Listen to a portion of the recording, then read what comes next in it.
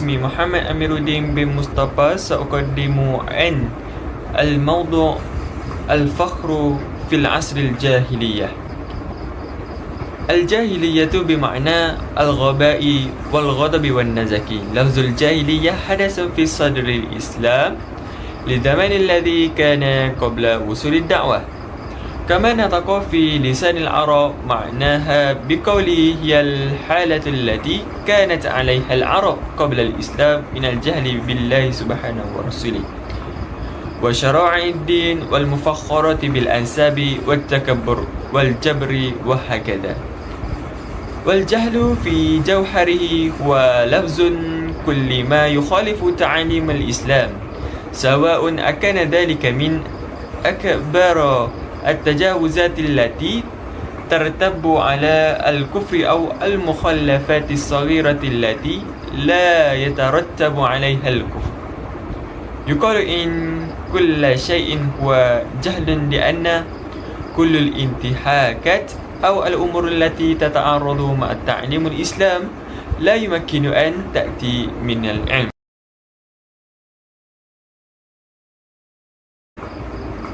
كان للبدعة الدينية في المجتمع الجاهلية علاقة وثيقة بغياب التوجيه من القرآن الكريم والرسول في ذلك الوقت، حتى سجدوا وخضعوا لقوة الأصنام واعتنقوا دين الأصنام الوثني. هناك 5 مجموعات دينية في المجتمع العربي، وهي وثني، الأصنام، المجوسي، النصراني، اليهودي، والآخر الحنيفية.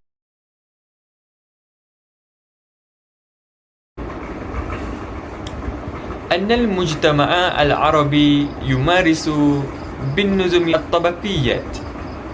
في الطبقيات الأعلى ومن الاستقرار راتي وصله قريش، لقد كانوا الطبقة الحاكمة ليس فقط بسبب نسبهم ولكن بسبب ثورتهم فيما يتعلق بالحياة الأسرية.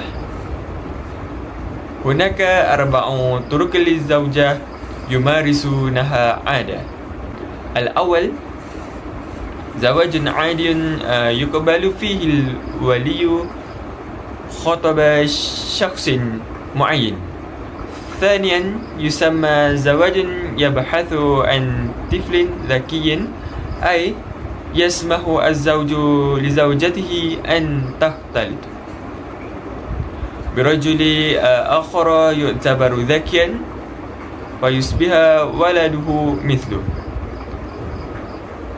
ثالثا يتأمر الشخص 10 أشخاص لممارسة الجنس مع امرأة، ثم استقرار المرأة بنفسها من هو والدها.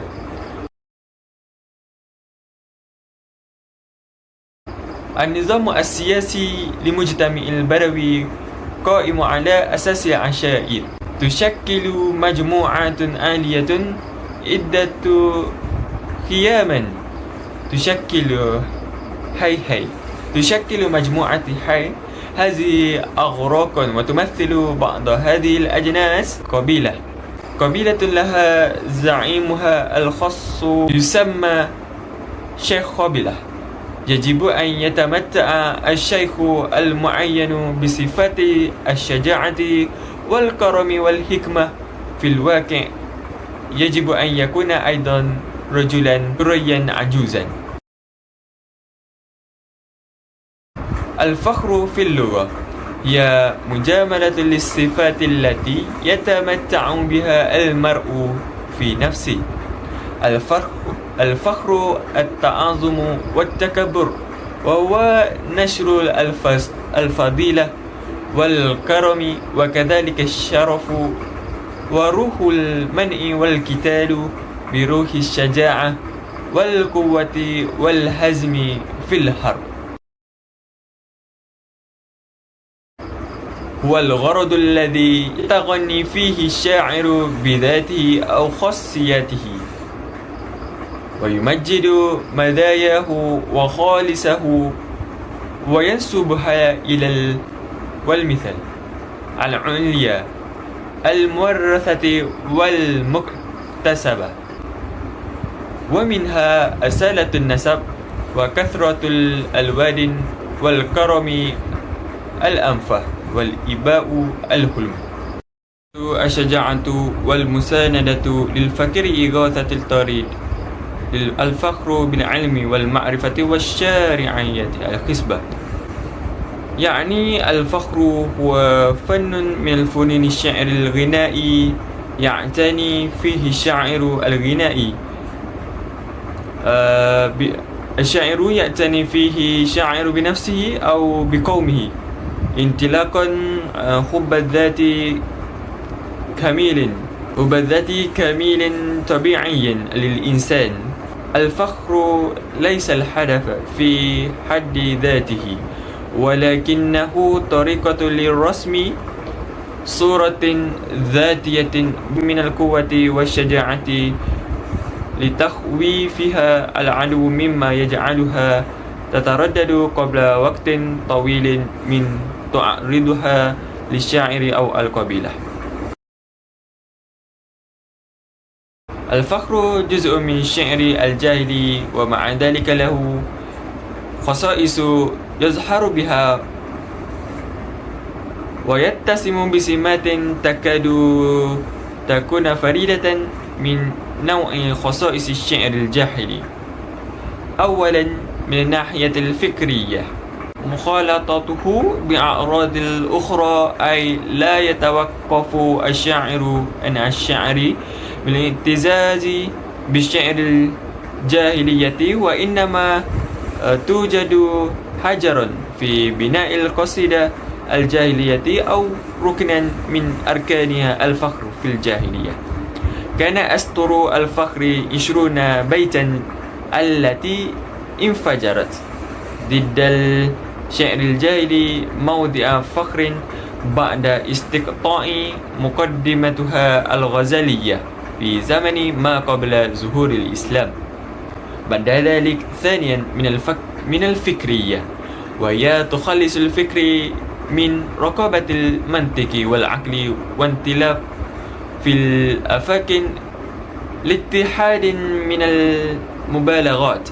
والذوق الفني في ذلك العصر لم يكن يستنكر الغلو ولا يرفض الإفراط، ولم يكن يجد حرجا في تقبل مزاعم ابن الكلثوم حين يزعم أن تغلب ملاءة البحر سفنا والبر جيوشا. ثالثا، الفخر بالصور الحية المتحركة بألوان الجادة الناطقة، وبالبراعة في وصف الحزب والخيل والأسلحة، فالرؤوس تدخرج على الأرض كأنها كرات يقذفها غلمان أشداء على أرض صلبة.